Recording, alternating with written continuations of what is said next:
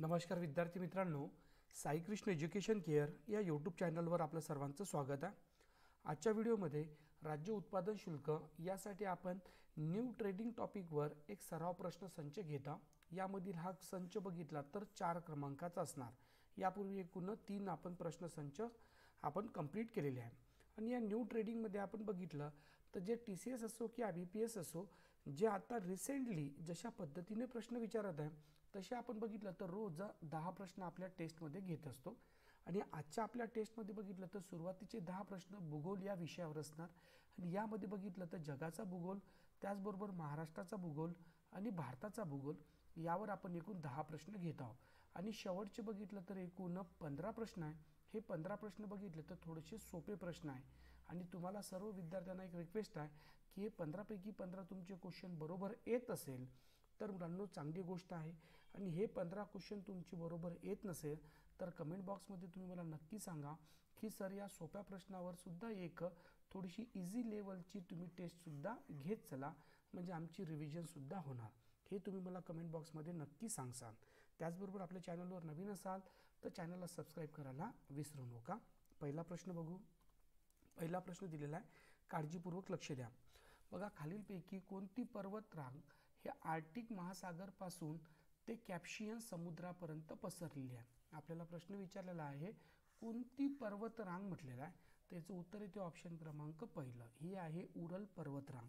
आता ही जी उरल पर्वतरांग आहे आणि हे कॅस्पियन समुद्रापर्यंत पसरलेली आहे. कॅस्पियन समुद्र म्हणजे हे झालेलं आहे दक्षिण अमेरिकेमध्ये. आणि हे दक्षिण अमेरिकेमध्ये या कॅस्पियन समुद्राला बघितलं तर उत्तरेपासून दक्षिणेपर्यंत ही अशी याची आली काय म्हणतो समांतर आहे.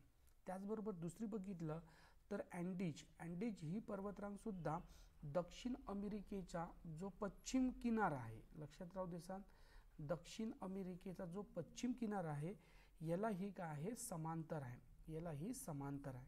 नेक्स्ट बघितलं तर सह्याद्री पर्वत जो पश्चिम घाट आहे मुलांनो, आपल्या महाराष्ट्रातली जी तापी नदी आहे या तापी नदीच्या एक्झॅक्टली दक्षिणेपासून एक डोंगररांग तयार होते आणि ती बघितली तर कन्याकुमारीपर्यंत, तिला आपण म्हणतो पश्चिम घाट.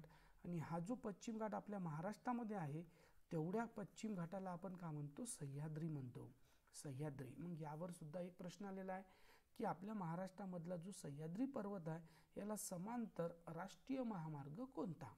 तर याचं उत्तर इथे बघितलं तर राष्ट्रीय महामार्ग 17. ही एक गोष्ट लक्षात ठेवा. माउंट एव्हरेस्ट माहितीच आहे की जगातील सर्वात उंच शिखर. त्याचबरोबर माउंट एव्हरेस्ट हे बघितलं, माउंट एव्हरेस्ट ही तर नेपाळ हिमालयामध्ये स्थित आहे. यावर सुद्धा प्रश्न आलेला आहे. या 4 गोष्टी लक्षात ठेवा, म्हणजे येणाऱ्या परीक्षेमध्ये तुम्हाला पूर्ण काय म्हणतो कोणता क्वेश्चन चुकणार नाही. पुढचा प्रश्न बघू. बघा, प्रश्न दिलेला आहे पश्चिम घाटात सर्वाधिक प्रमाणात पाऊस पडणारे अगुंबे हे ठिकाण खालीलपैकी कोणत्या राज्यात आहे. आता पश्चिम घाट आपण समजून आलेला आहोत. आता याच्यामध्ये सर्वात जास्त पाऊस पडणारे ठिकाण अगुंबे हे बघितलं तर कर्नाटकामध्ये दिसून येते. आणि कर्नाटकामध्ये बघितलं तर कोणता जिल्हा म्हटलं तर हा जिल्हा सुद्धा पाठ ठेवा. हा बघितलं तर शिगोगा हा एक जिल्हा आहे. आणि इथे पाऊस किती मिलीमीटर पडतो तर 7640 मिलीमीटर. आणि पश्चिम घाटात महाराष्ट्रामध्ये सर्वाधिक पावसाचं ठिकाण कोणतं तर बघितलं तर अंबोली ही एक कॉन्सेप्ट लक्षात ठेवा. पुढचा प्रश्न घेऊ. पुढचा प्रश्न महत्त्वाचा आहे. बघा, महाराष्ट्रात सर्वात कमी पावसाची दिवस सातारा जिल्ह्यातील म्हसवड येथे एकूण किती दिवस नोंद झाली आहे. म्हणजे एक सिंपलची कॉन्सेप्ट लक्ष द्या. आपल्या महाराष्ट्रामध्ये सर्वात कमी पाऊस कुठं पडतो तर म्हसवड. आणि हे ठिकाण कुठे आहे तर सातारा. तर इथे किती दिवसाची नोंद झालेली आहे. त्याचं उत्तर इथे ऑप्शन क्रमांक 3, म्हणजे किती म्हणून आपण बघितलं तर किती होणार तर 19. त्यानंतर नेक्स्ट बघितलं तर अंबोली इथे किती दिवस पाऊस पडतो तर बघितलं तर 97 दिवस. त्यानंतर महाबळेश्वर इथे किती दिवस पाऊस पडतो तर 103 दिवस. ही पण एक कॉन्सेप्ट लक्षात ठेवा, म्हणजे महत्त्वाची कॉन्सेप्टकडे लक्ष राहू द्या, म्हणजे प्रश्न चुकणार नाही. पुढचा प्रश्न आहे, काळजीपूर्वक लक्ष द्या. बघा, सतलज नदीचा उगम खालीलपैकी कोणत्या सरोवरात होतो. प्रश्न विचारलेला आहे सतलज नदीचा जो उगम आहे हा खालीलपैकी कोणत्या सरोवरात होतो. त्याचं उत्तर आहे मानसरोवरात. आता इथे बघा, आता लक्षात राहू देऊ की हे आपल्याला विचारलं कोणत्या सरोवरात, म्हणजे कोणत्या सरोवरातून होतो, तर मानसरोवर आहे, इतकं ठीक आहे. पण म्हटलं कोणत्या ठिकाणावरून होतो, तर लक्षात राहू दे सांग, एक मुलांनो धरमखिंड, धरमखिंड ठिकाण आहे आणि हे कुठे आहे बघितलं तर तिबेटमध्ये आहे. तिबेट इथून या नदीचा काय होतो, उगम होतो. या नदीची एकूण जी लांबी आहे हे 4500 किलोमीटर एवढी लांब आहे. त्यापैकी आपल्या भारतामध्ये 1050 किलोमीटर एवढीची लांबी आहे. आणि ही बघितलं तर सिंधू नदीची उपनदी आहे. त्याचबरोबर जी सतलज नदी आणि सिंधू या दोघीचा जो संगम आहे हा बघितलं तर पाकिस्तानात होतो. पाकिस्तानात कोणत्या ठिकाणी, तर हे तुम्ही मला कमेंट बॉक्समध्ये नक्की सांगसाल. महत्त्वाचा प्रश्न आहे. पुढचा प्रश्न घेऊ. पुढचा प्रश्न महत्त्वाचा आहे. युनेस्कोने जागतिक वारसा स्थळ म्हणून मध्य रेल्वे विभागातील छत्रपती शिवाजी महाराज टर्मिनल रेल्वे स्थानकाची निवड कोणत्या वर्षी करण्यात आली? कोणत्या वर्षी करण्यात आलेली आहे असा आपल्याला प्रश्न विचारलेला आहे. त्याचं उत्तर येते 2 जुलै 2014 रोजी. आता बघा, युनेस्कोने जागतिक वारसा स्थळामध्ये भारतातील एकूण 4 रेल्वे स्थानकं काय केलेली आहे याची नोंद केलेली आहे. ही एक गोष्ट लक्षात ठेवसान. त्यामध्ये सर्वात बघितलं तर पहिला तर हा लक्षात ठेवा. दुसरा आहे बघितलं तर सिलिगुडी, लक्षात राहू दे सांग, सिलिगुडी ते दार्जिलिंग आणि हे बघितलं तर कुठं, तर दार्जिलिंग ते हिमालय रेल्वे.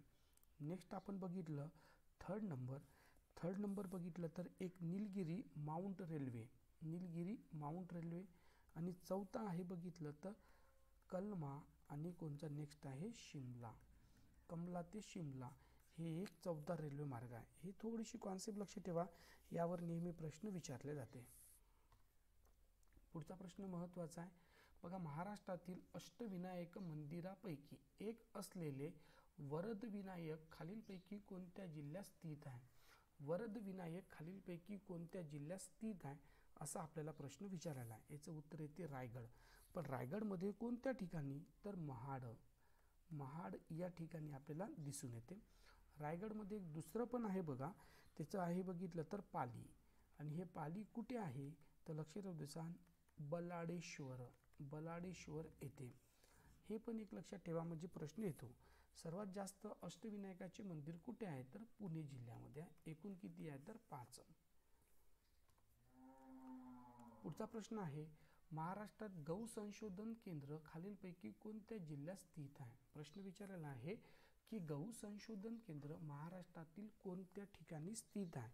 त्याचं उत्तर येते ऑप्शन क्रमांक 4, कोणता, निफाड. जिल्हा लक्ष ठेवसा नाशिक. राजगुरुनगर इथे बघितलं तर कांदे आणि लसूण संशोधन केंद्र आहे. वेंगुर्ला इथे बघितलं तर काजू बरोबर आहे. आणि पालघर इथे बघितलं तर गवत संशोधन केंद्र. हे पण थोडंसं लक्ष राहू द्या, यावर सुद्धा प्रश्न विचारतात. पुढचा प्रश्न घेऊ. पुढचा प्रश्न आहे. ओझोन पट्टा संरक्षणासाठी 1985 वर्षी खालीलपैकी कोणता करार करण्यात आला? 1985 मध्ये खालीलपैकी कोणता करार करण्यात आला असा आपल्याला प्रश्न विचारलेला आहे. याचं उत्तर येते बघितलं तर व्हिएना. कोणता करार तर बघितलं तर व्हिएना करार.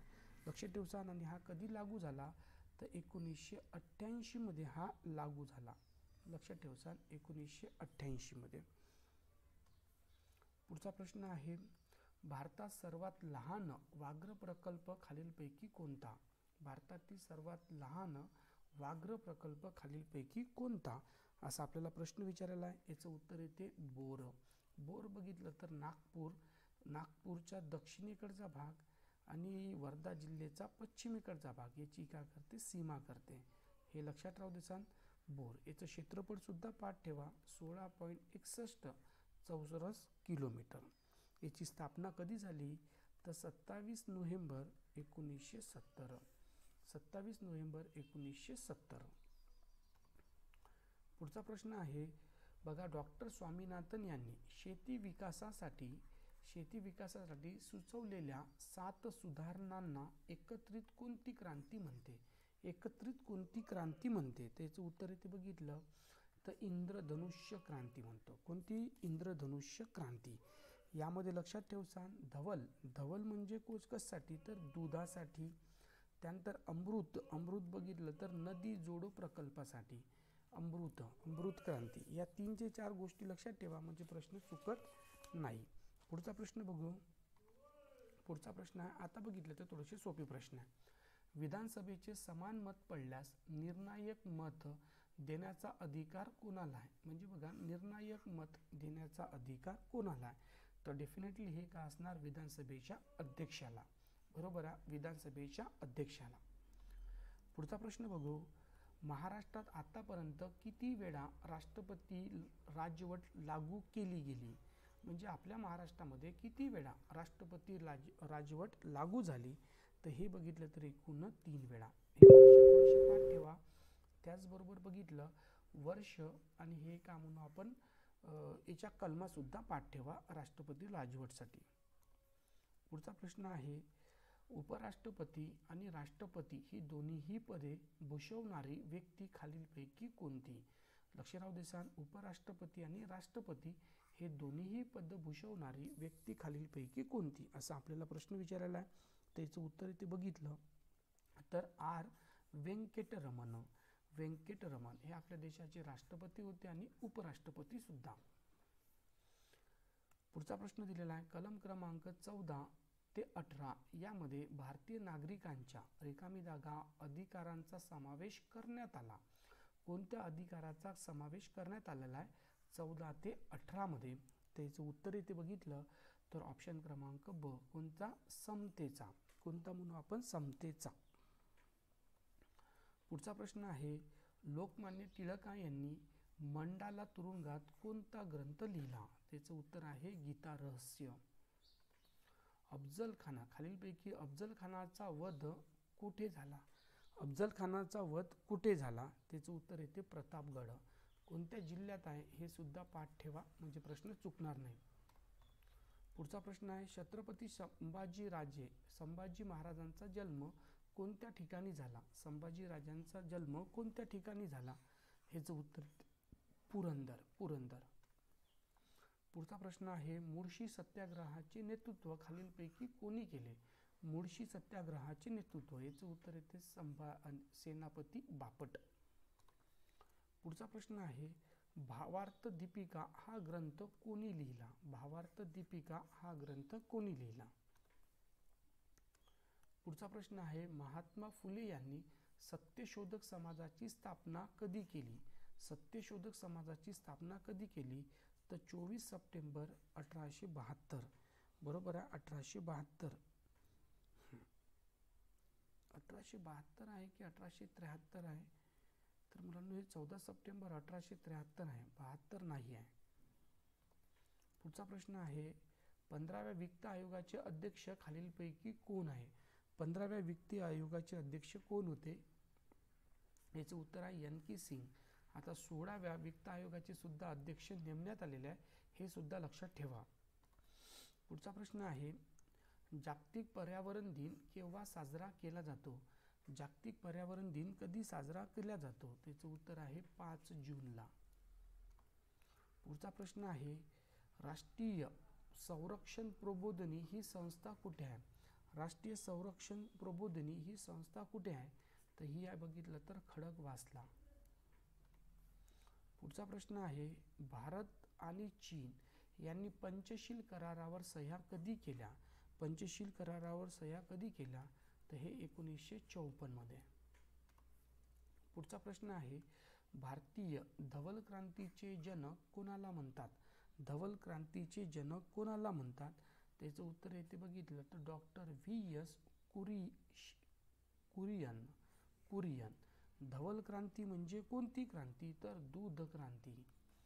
आता हे झाले मुलांना एकूण आपले 25 प्रश्न. शेवटचे थोडेसे सोपे क्वेश्चन होते, पण पहिले थोडेसे काय होते, कठीण होते.